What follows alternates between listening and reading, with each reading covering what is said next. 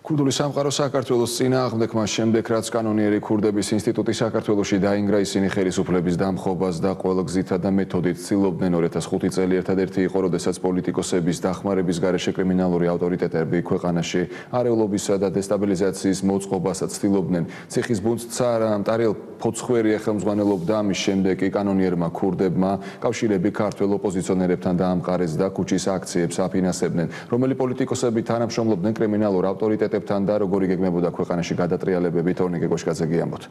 მე საქართველოს პრეზიდენტი ვარ, ქურდები საქართველოში ვეღარ გაიჯეჯილებენ.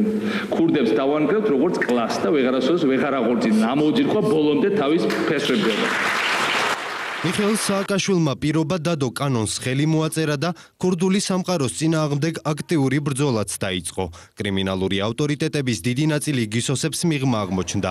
ნაწილმა კი ქვეყნიდან გაქცევა მოასწრო. თუმცა გავლენის სფეროების დაკარგვა კანონიერმა ქურდებმა მტკივნეულად განიცადეს და ნებისმიერი მეთოდით უკან დაბრუნება გადაწყვიტეს. პირველი მცდელობა 2006 წელს ჰქონდათ. ამისათვის კრიმინალურმა ავტორიტეტებმა ციხეში ბუნტის მოწყობა გადაწყვიტეს. გეგმის განხორციელება მაშინ კანონიერმა ქურდმა ტარიელ ფოცხვერიამ მეტსახელად ტარას ამითავა.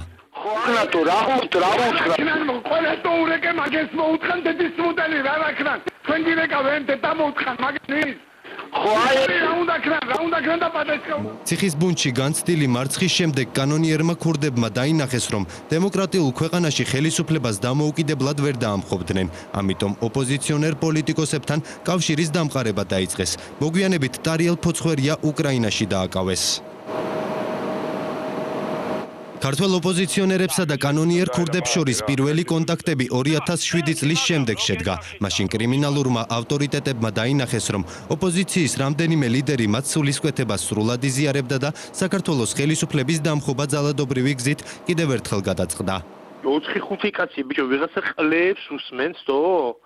ის წვერებიან ის ყლე ხაინდრავა და ის როა მაგენის просто მიგახვედრებ ეხლა, ну რავი, დამთავრდა თქვენი კონცერტი, რასაკეთებს 150,000 კაცი გედგათ იქა და ვერაფერი ვერ უქენის, თქვენ გიჟები ხართ, ბიზია ვიღაცა ხართ, ამის შემდეგ რადიკალური ოპოზიციისა და საზღვარგარეთ გაქცეული კრიმინალური ავტორიტეტების ფარულმა შეხვედრებმა რეგულარული ხასიათი მიიღო. სწორედ კონსპირაციულ შეხვედრებზე გადაწყდა, რომ კანონიერი ქურდები ქვეყანაში დაგეგმილ საპროტესტო აქციებს უკვე დიდი ფულით დააფინანსებდნენ. ეს ინფორმაცია ავსტრიის კრიმინალურმა პოლიციამ ძირითადად ფარული სატელეფონო მოსმენების შედეგად მოიპოვა. ქართველი კანონიერი ქურდები დაკავებულები იყვნენ გამოძალვებითა და ბინების მასობრივი ქურდოვებით. ამ შავი ფულით ისინი ცდილობდნენ მოესყიდათ გავლენიანი ქართველი ჩინოვნიკები, რათა გავლენა მოეხდინათ ქართულ პოლიტიკასა და ეკონომიკაზე. ეს პირდაპირ წერია ავსტრიის კრიმინალური პოლიციის დასკვნაში. ქართველი კანონიერი ქურდების უმთავრესი მიზანი იყო ქართული მასმედიის საშუალებების გამოყენებით პოლიტიკური სისტემის დესტაბილიზაცია მოეხდინათ. ყველაზე ცნობილი გვარები, რომლებიც გამოძიების მასალებში ფიქსირდება კანონიერი ქურდები, ზაალ მახარობლიძე, იგივე გლეხოვიჩი, გოჩა ანტიპოვი, იგივე ალფაიძე და რუდიკო გოგუაძეა. სავარაუდოდ ქურდული ოფშიაკებით შეიძინეს 2009 წლის საპროტესტო აქციების ორგანიზატორებმა ცეცხლსასროლი იარაღები. პოლიციის მიერ გაშიფრული სქემით საქართველოში კიდევ არაერთი მილიონის გადმორიცვა იგეგმებოდა, რაც მთლიანად დესტაბილიზაციასა და არეულობას მოხმარდებოდა.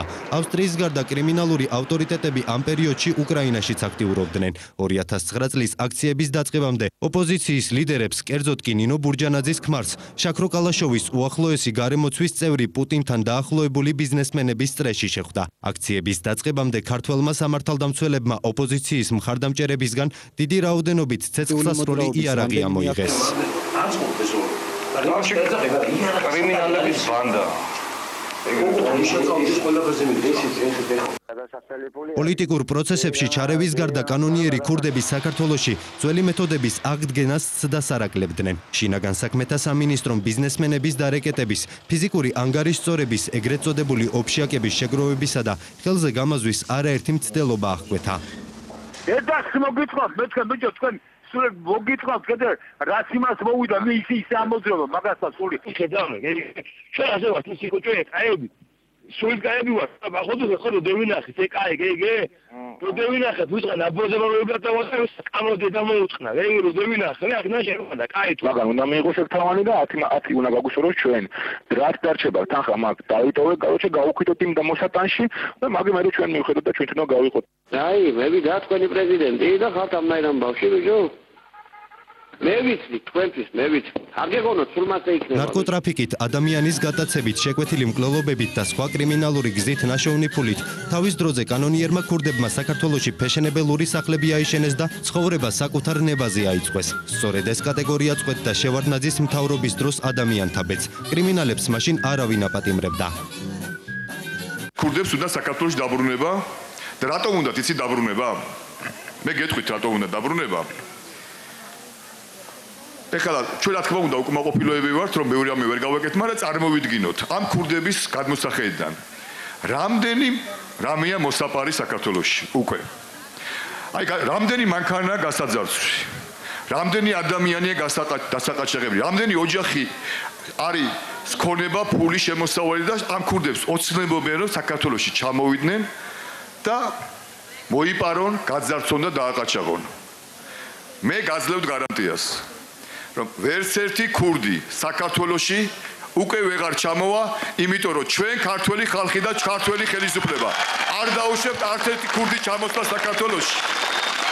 და ჩვენ დავიცავთ ამ ქურდებისაგან არა მარტო თელ საქართველოს, არამედ თითოეულ მოქალაქეს და რა თქმა უნდა დავიცავთ იმ ადამიანებს, რომლებიც ქართული ოცნების ოფისში იდგნენ, იმიტომ რომ იმ ყაჩაღებს და იმ ბანდიტებს, ის ბანდიტები დააყაჩაღებენ ყველას, მათ შორის ამ პარტიის მხარდაჭერას მიუხედავად იმისა, რომ ამ პარტიის ლიდერები ხელს უწყობენ საქართველოში ქურდების ყაჩაღების მხედრიონის საქართველოში დაბრუნებას. ჩვენ შეიძლება გქონდეს განსხვავებული ხედვა იმასთან დაკავშირებით, როგორ უნდა იყოს უსაფრთხოების პოლიტიკა.